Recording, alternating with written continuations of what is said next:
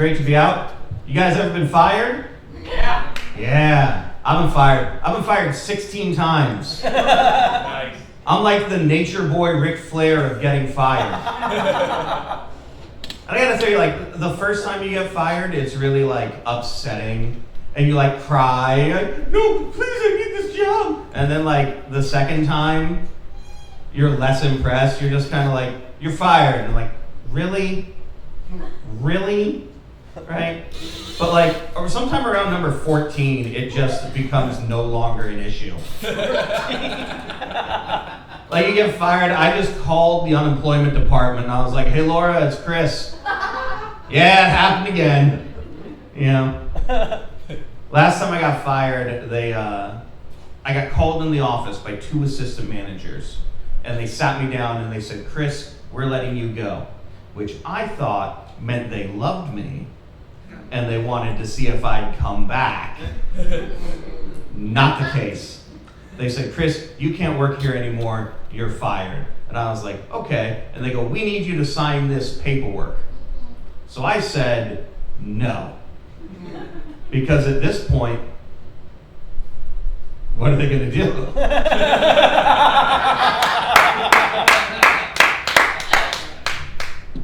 And they got really upset. They were like, no, you need to sign this paperwork. And I was like, I'm not gonna sign it. And they go, no, you need to sign the paperwork. I was like, hold on. If I don't sign this paperwork,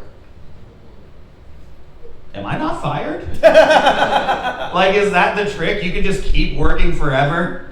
You know, general manager's just gonna come in on Monday, like, I told you to fire this guy. We tried. He won't sign the paperwork. We'll trick him. Hide it in cheese or something. Get this dude out of here.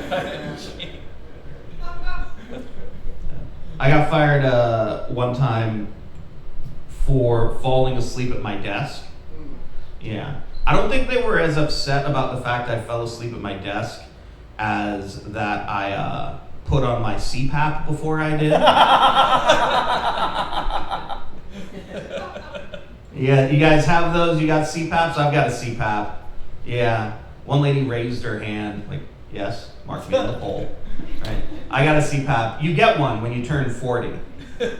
Like, that's the thing that happens. You turn 40, you get a CPAP and a pickleball paddle. They both come in the mail.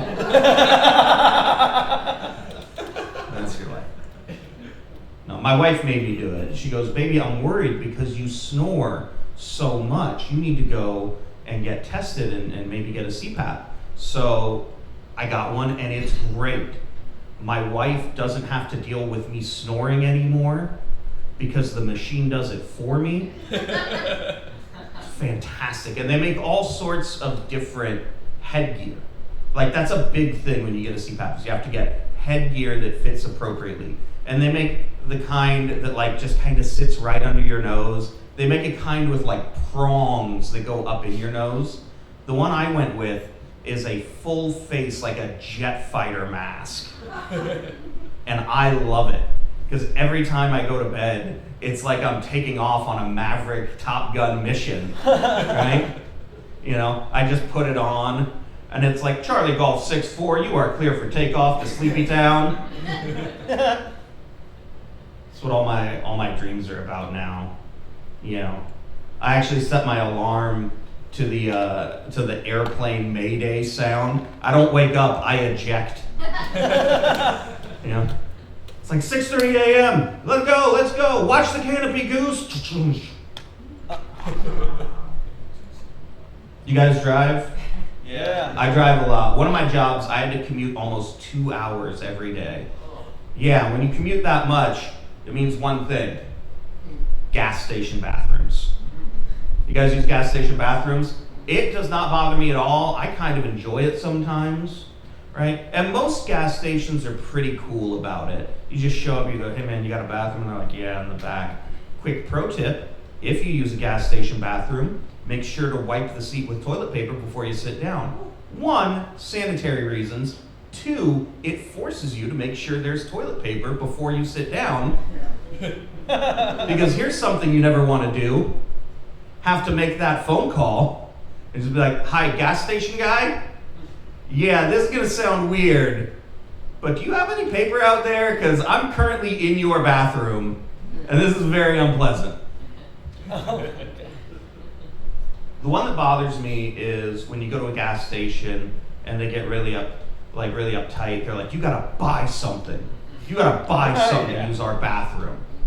And it's like, come on, dude, really? Like, what about the guy who was before me? Did he buy something? Yeah. Did he use the bathroom? No. Put me on his tab. You guys have some sort of buy a piss, take a piss scheme? No. The ones that get me are the ones who say, we don't have a bathroom. Right? I asked the guy, I was like, can I use your bathroom? He goes, we don't have a bathroom. I'm like, no, I'll buy something. He goes, no, we don't have a bathroom. And I was like, that sounds like a building code violation. And I was like, all right, dude, you're here 8 hours a day. Where do you go to the bathroom? He goes, I pee in the squeegee buckets like a monster. And you can't argue with that. I was completely honest. I mean, you can't argue. I just walked out and did what any reasonable person would do. And I peed in the squeegee bucket like a monster. All right, guys, my name's Gerred. Thanks a lot.